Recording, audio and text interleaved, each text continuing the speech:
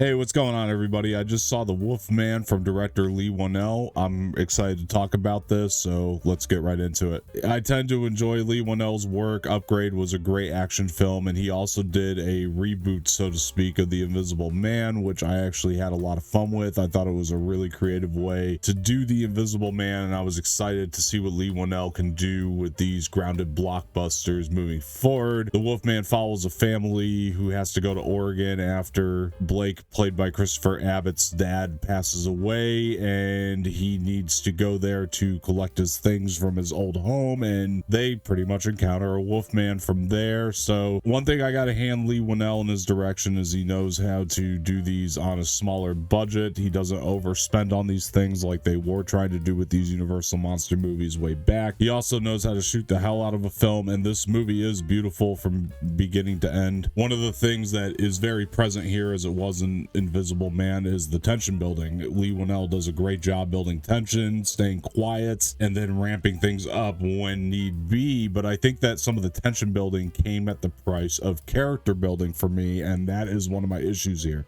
Garner and Christopher Abbott, I don't think add a lot to this movie as actors. I'm not saying it was a miscast. It just kind of felt like they were checked out of the film the entirety of it for me. And I would like to touch on Christopher Abbott's performance a little bit more too, because I also think that he might have been miscast in this role a little bit, even though he kind of has the look of somebody who you can see being tied up in this Wolfman situation. He gives really good stare at times, and Ryan Gosling was originally supposed to be cast in this role of his, and I was super excited for that, and that's the whole reason I've been following this project. Well, that and that I love Leigh Whannel's Invisible Man project as well, but I was just so trying not to think about Ryan Gosling in this role, and it just kind of happened because there were lines that Christopher Abbott delivered that were sort of over the top or came out corny coming out of his mouth, and in my mind I was just thinking Gosling would have crushed that.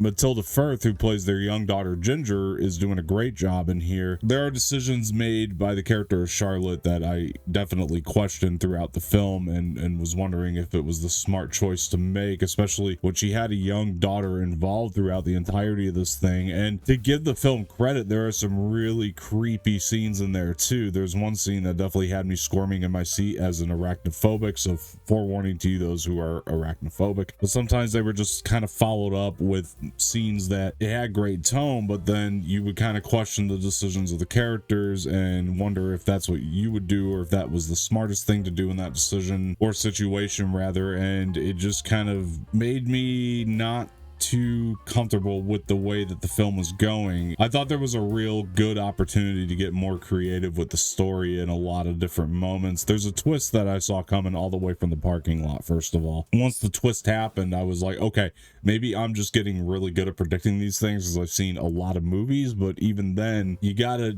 make that twist pay off somehow. So I was really curious to see how that would work, and for me, it just doesn't pay off. They don't really follow it up or do a lot with it. It felt like they were kind of running out of ideas for the film toward the end. One of the things I did enjoy about this movie, though, is how the Wolfman sees and feels in a way, and once you kind of see that, I think most people will find that aspect of the film very interesting because it is very well done and very well executed. So this movie isn't like a complete train wreck or a complete waste of time. I think it also has a very good score backing it. Again, the shots from Leigh Whannel that I'm used to are definitely present. Just the creativity of the storytelling is kind of what's making this one falter quite a bit. Unfortunately, it just weighs a little bit more negative than positive for me. I'm gonna have to give this film a don't watch. So guys, that's my take on The Wolfman from Leigh Whannel.